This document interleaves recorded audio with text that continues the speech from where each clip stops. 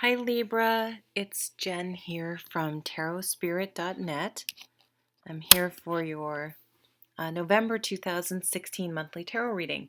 I hit something on my computer and I was almost finished your reading and I cut it. I did something really stupid.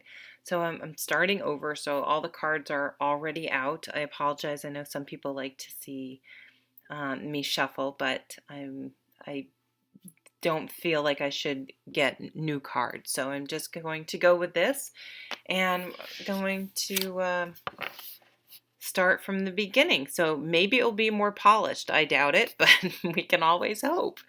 So at the bottom of the deck, you do have the Ten of Swords. And it was reminding me of Jim Carrey, who I know I quote him a lot, but he's damn spiritual. He said that he when people break down, have breakdowns and get to that breaking point, he calls them breakthroughs, not breakdowns. And I always remember that because it shows that it's all about perspective for one, how you view a situation, and that once you've gotten to that point where you sort of can't deal with it anymore, won't deal with it anymore, can't go any further, you've hit rock bottom, or you've reached your breaking point, it's it's a positive thing because you've learned something. You're putting an end to something that was clearly not serving you. So I'm not saying this card can't be difficult or painful, but it serves a very important person in gaining wisdom and making changes in your life that will serve you for the better moving forward. So some of you are coming into the month having had a situation like that probably occurred in October that is still influencing the situation. For some of you, it's something emotional, so it may very well be a breakup because we have the Five of Cups. So when you have dealt with any sort of ending of a situation, there is a process that humans go through to deal with it. The process of grieving, and it's a process because it's not just something that just happens and it's over. It's something that takes time, and there are stages, and you have to go through it in order to heal. So this card, when it comes up, it shows that you're grieving, you're processing, you're still coming to terms and dealing with a situation that hurt emotionally on some level, or stressed you out and exhausted you. You know, mental and emotional, sometimes it's hard to tease out which is which. They sort of go together. So understand that if you are grieving something, that it's okay. You don't have to feel bad about grieving. It's natural. Now, if you do think, or you're hearing, reflecting back from other people, that maybe it's time to let it go or move on, they may or may not be right. I'm a huge fan of counseling, so always, always go to a mental health professional. That's what they're there for. There's no shame in it. So I encourage anyone who's struggling, even if you don't think you're struggling, sometimes just having someone to bounce things off of is so helpful. If you're just, in a funk, it's not necessarily someone died, or you're got a life-threatening diagnosis, or your marriage ended, or whatever, something that feels more serious. Go, use your friend. Oh, see, I keep saying keep track of how many times you say I know, and you can make fun of me. You can write the number in the comments. I was telling one of the other signs, I used to work for this. I work for and a cancer center. So I work for physicians, and most of them are just beautiful people. There's something about oncology that just attracts very compassionate, lovely people. But I did work for this one pompous windbag. He was, ugh, it's an ass. Anyway, he would say, I've never used vis-a-vis in a conversation ever. Like, I don't even know how you would use that and not sound like a pompous windbag, but he would say it so many times in meetings that I would sit there and I'd just make little hash marks every time he said vis-a-vis, and I would get giggling, and I'd have to be careful. I didn't start laughing out loud. So feel free to do that with how many times I say, I know it's annoying, but when I'm in the groove, it's hard to keep my stream of consciousness and thoughts going and monitoring bad little habits like that. If you're just having a little bit of a tough time, you have friends. You have friends around. Go to your friends. Now be thoughtful about which friends you go to depending on what type of funk you're in, okay? If you are in a funk where you've sort of lost your enthusiasm for something, go to your fire sign friends, or your friends with your fire sign tendencies that are going to motivate you. If you're working, if you need inspiration, I said, mark it down. If you need inspiration, if you need to go out and have a good time, to laugh, to things like that, go to your fire sign friend. If you are getting divorced and you need to find a new place to live or move or set up new checking accounts or change the title of your car only into your name, I don't know, any sort of that stuff. You want to start a fitness routine, go to your pentacle, your earth sign friends. They'll be able to help you get organized and get those practical things going. If you need someone to reflect, if you're just stuck in denial about something, go to your sword, your air sign friends, who will cut away all the extra stuff and give you the truth. And if you just need a shoulder to cry on, go to your water sign friends. Okay, so be thoughtful about who you go to, but they're there if you need them. Okay, and you are going to have an aha moment that's going to, it's the moment that takes you. It kind of goes together with this card. It's like, I'm not going to deal with that crap anymore. I don't want to feel this way anymore. I don't want to have these stressful negative thoughts anymore.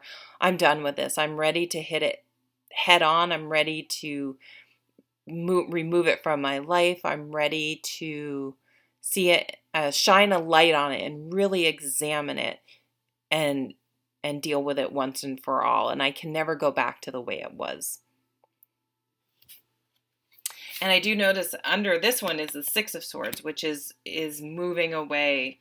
So some of you may literally be moving to remove yourself from a bad job situation, a bad relationship, a bad housing situation, anything like that. You're going to remove yourself. Now be careful. Sometimes people stay in situations because they know it's going to be hard and a long road to remove themselves. Don't give up. Don't give up. Persevere. Don't quit when you're almost to the finish line. So just, again, use your wand friends, your fire sign friends, to help keep your enthusiasm up if you feel like you want to throw in the towel. I don't think I've talked about this card. Right at the top there is the Eight of Wands. So something has been set in motion. Something, and you don't, even if you set it in motion, you don't realize how close it is. This could be a new relationship coming in.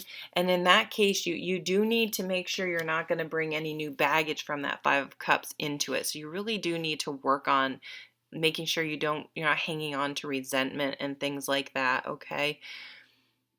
This can be new love. This can be a new passion.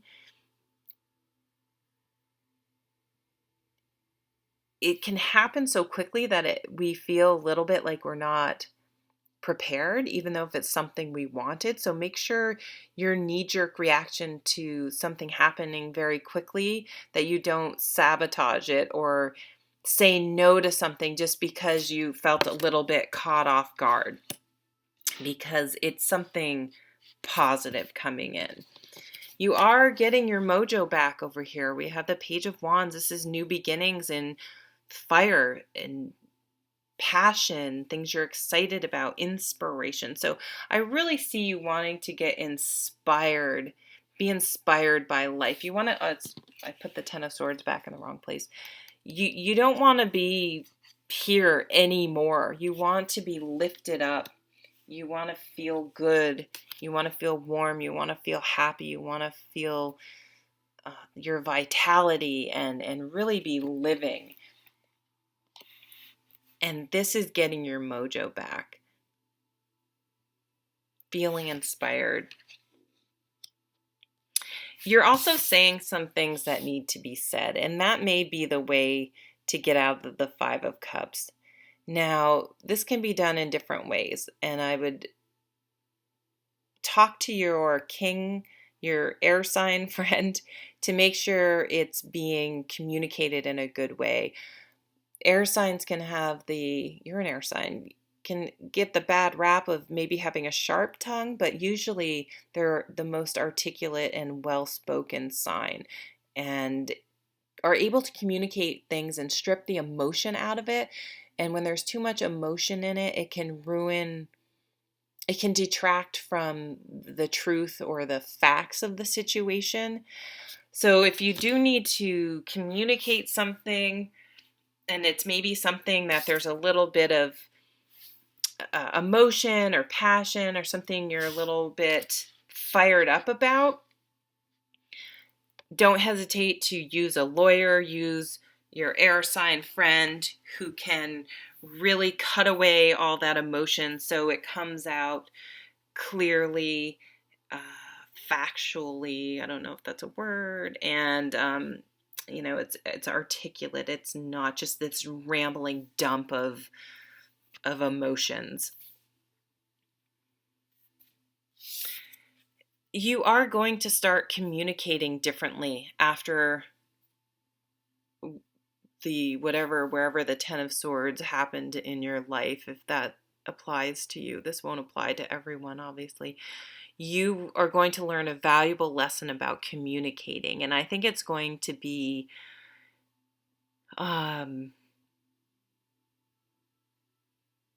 making sure that you communicate sooner than later.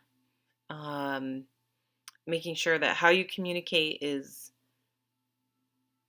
true to your sign, but you won't wait as long to make how you feel and think and your wishes about a situation, how you want things to go. You're going to learn to make sure that you have a voice and it's worthy, and your thoughts are valuable and just as important as anyone else's. And you're going to speak up so you don't get into a situation you don't want to be in, because you're trying to be what you are as a sign, which is fair, and try to keep everything calm and balanced, and minimize the conflict, which is beautiful and wonderful, and you guys are so skilled at it. But sometimes you can't avoid the conflict, and you do have to hit it head on. And I think you're going to have a lot more confidence to do that moving forward after this situation. And that's going to be the wisdom that you gain from it, is using your words. But I don't mean it in that way, but in a mature, not like you'd say to a kid, use your words. But yeah, like, hey, I'm actually not okay with this, and here's why. And then people just have to deal with it. You can't be responsible for other people's reactions and behavior, but you can make sure that you express yourself up front and in a clear, respectful manner, and it will serve you very well. Let's pick I'll daily guidance from your angels, and I'm using the Mystic Dreamer deck if I didn't tell you. Acceptance. See yourself and others through the eyes of the angels with unconditional love and acceptance. In this way, you inspire and lift everyone to their highest potential. See yourself and others through the eyes of angels with unconditional love and acceptance. In this way, you inspire and lift everyone to their highest potential.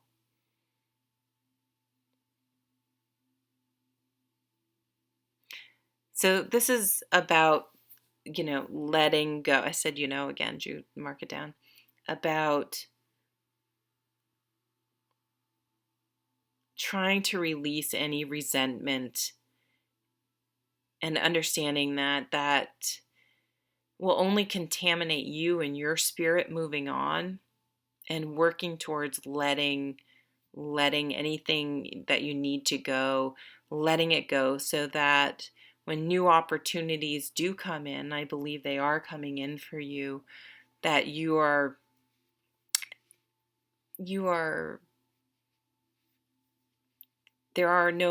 don't have muddy waters from past negative experiences that will contaminate the new situation.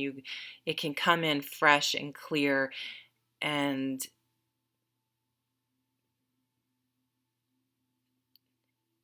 be from a clean slate, a clear slate, without the past carrying anything over from the past. Ooh, that was hard to get up. Speaking of not being articulate.